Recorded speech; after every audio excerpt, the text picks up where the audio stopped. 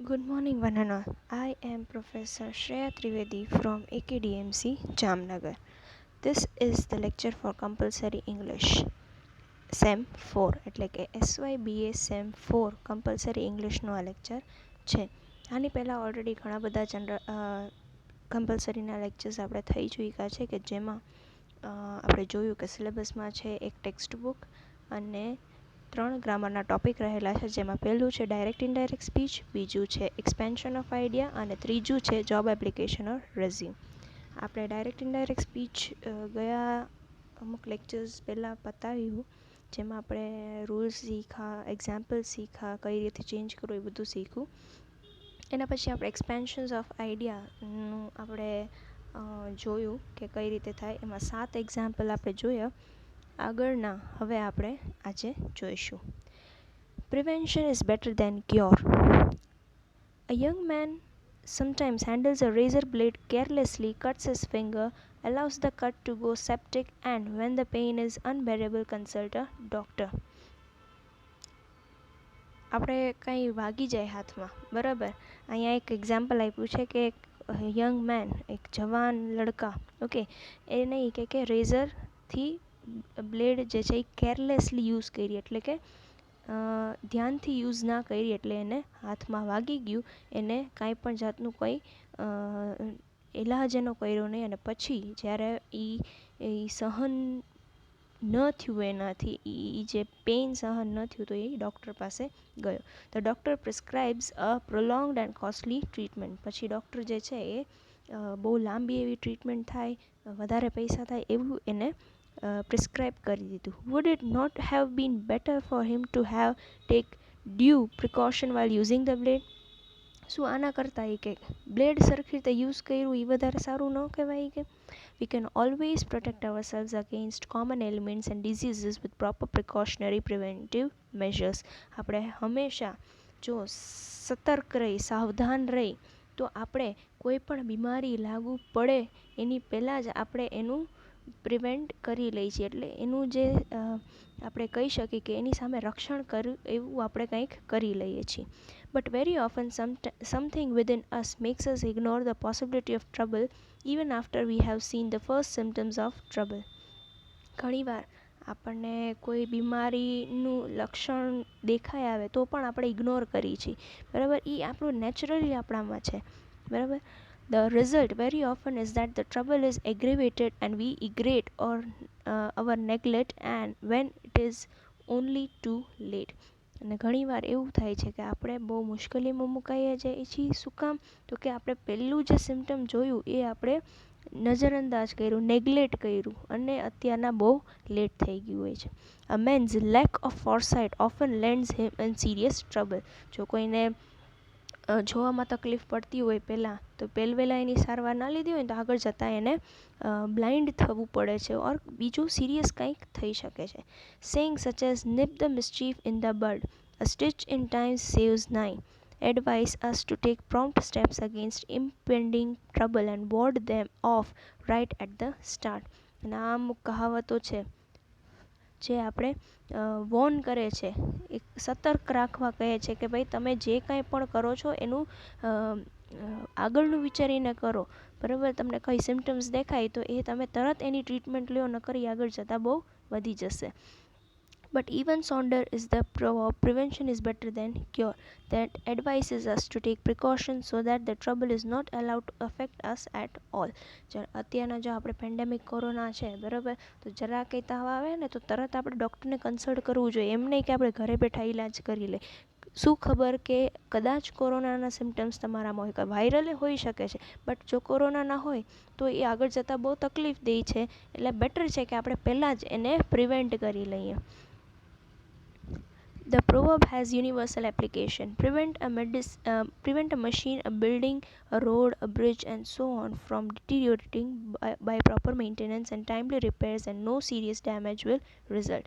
જો જરા કંઈ ખામી આવી જાય કોઈ મશીનમાં કે રોડમાં કંઈક ખાડો પડી ગયો હોય, બિલ્ડિંગમાં કંઈક નાનું એવું થયું હોય, તો આ બધી વસ્તુ આપણે એ ટાઈમે જ કરી લેવી જોઈએ. નકર આખું એક મોટું સિરિયસ પ્રોબ્લેમ ઊભું થઈ જાય છે, અને કાં બહુ ખતરનાક ડેમેજ ઊભું થઈ જાય છે.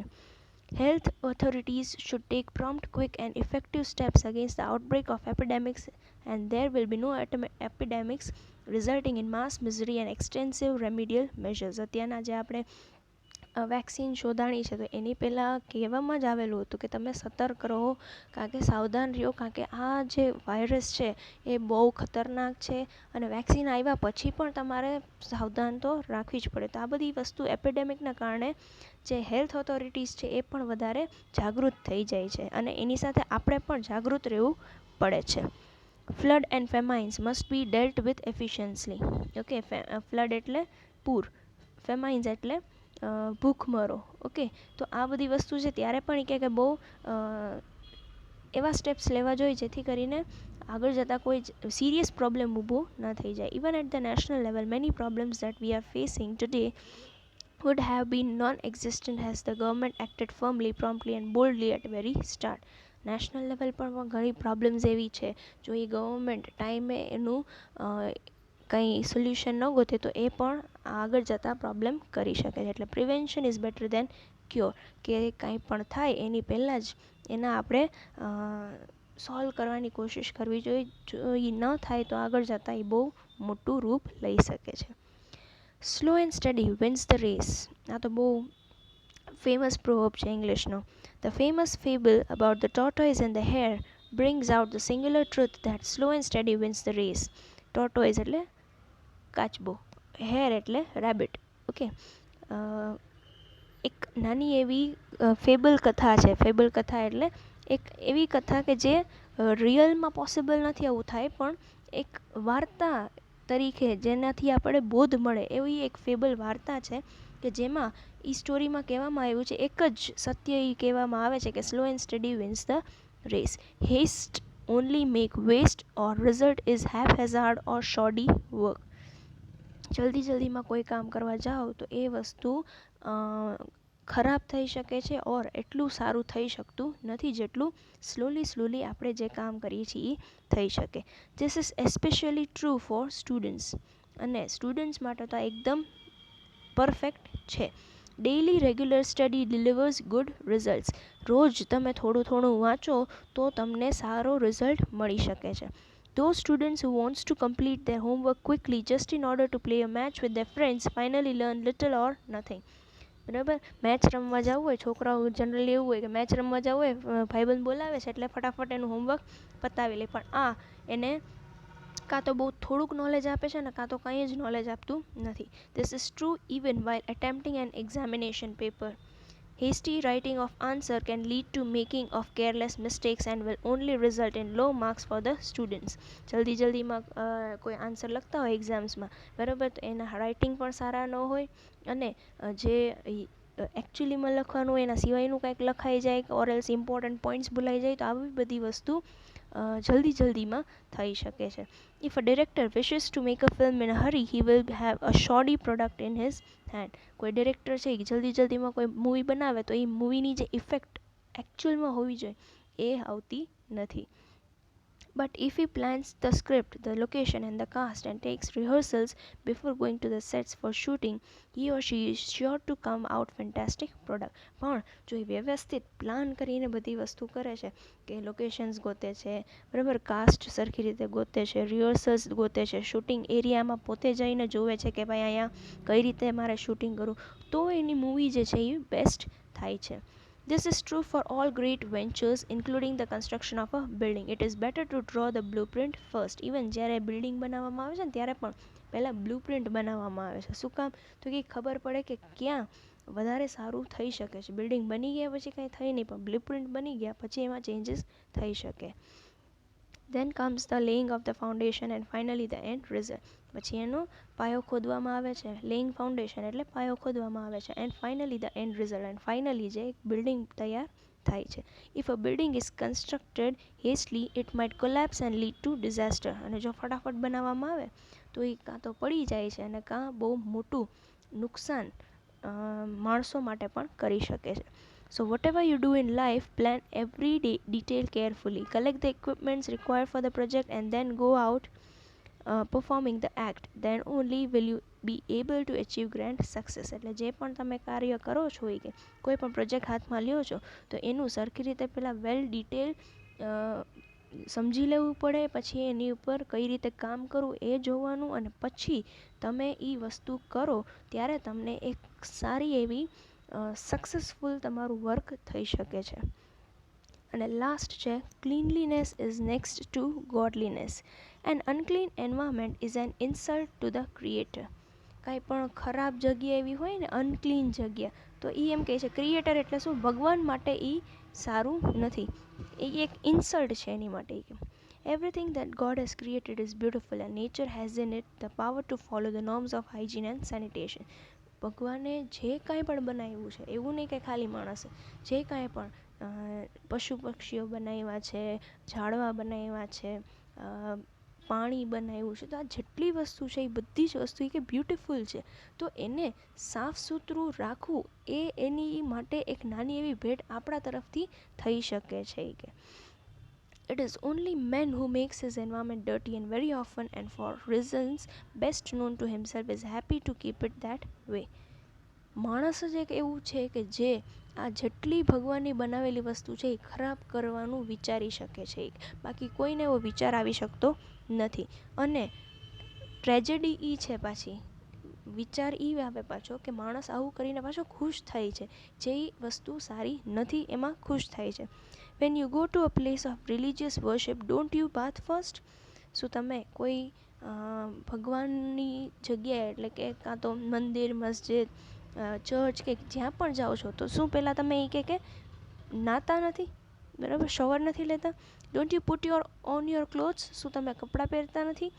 Remember this world is our temple and the first norm of cleanliness that we must follow is that of personal hygiene. આ દુનિયા એક મંદિર જ છે એ કંઈક, બરાબર. તો આપણે જે ક્લીનલીનેસ છે, સફાઈ છે, એ પહેલાં આપણે જોવું જોઈએ. એમાંય પર્સનલી હાઇજીન એટલે કે આપણે ખુદનું તો પહેલાં સાફ સફાઈ પહેલે કરવી પડે, તો આખા દેશની ઓર એલ્સ આખા માણસોની જે વિચારધારા છે એમાં આપણે સાફ સફાઈ રાખી શકીએ. This ઇન્વોલ્વ્સ keeping once body, clothes, બિલોંગિંગ્સ and home clean. આમાં માણસનું ઘર, બોડી, કપડાં, આ બધી જ વસ્તુ જે છે એ સાફ સુથરી રાખી બધું જ આમાં ઇન્ક્લુડ થઈ જાય છે. This prevents diseases and prolongs life in its quality. જો તમે ક્લીનલીનેસ રાખો, સાફ સફાઈ રાખો, તો તમારા માટે જ સારું છે, બરાબર, કે બીમાર નહીં પડો, અને જે તમારી લાઈફ છે એ પણ 2-4 વર્ષ જે વધી એ. It also makes the mind fresh and open to do better work. Even આપણું માઇન્ડ પણ ફ્રેશ રાખે છે અને કંઈક નવું કરવાનું સુઝાડે છે. Cleanliness must also extend towards the neighbourhood and the environment in general. પહેલાં આપણે ખુદનું કરવાનું, ખુદનું સાફ, ખુદનું ઘર, ખુદની બોડી, ખુદના કપડાં, પછી પાડોશીનું જોવાનું, અને પછી છેલ્લે એન્વાયરમેન્ટનું જોવાનું. For this, one must develop clean social and civic habits. It is wrong to spit on the roads, urinate in public or throw litter. બરાબર, આપણે જે છે એ સોસાયટીને ક્લીન રાખવાની છે. જ્યાં ત્યાં થૂકવું નહીં, જ્યાં ત્યાં વોશરૂમ જાય તો પાણી નાખવાનું, આ બધી જ વસ્તુ જે છે એ બહુ ઇમ્પોર્ટન્ટ છે ક્લીનલીનેસ માટે. Anywhere, by doing such things, we are defecting the property that belongs to us, our nation. We are also spoiling this wonderful place that God has given us to live on our earth. એ કે જે ભગવાને આ દુનિયા બનાવી છે, બરાબર, એમાં જો સાફ સફાઈ ન હોય તો એમાં રહેવાનો આપણને હક જ નથી. એટલે જે ભગવાને સરસ મજાની દુનિયા બનાવી છે એને આપણે બગાડીએ નહીં. નેક્સ્ટ હજી ઘણા બધા છે આપણી પાસે, પણ આપણે આરામથી નેક્સ્ટ લેક્ચરમાં જોઈશું. આજે આટલો રાખીએ. Thank you and have a nice day. We will surely meet in the next lecture. Thank you and have a nice day.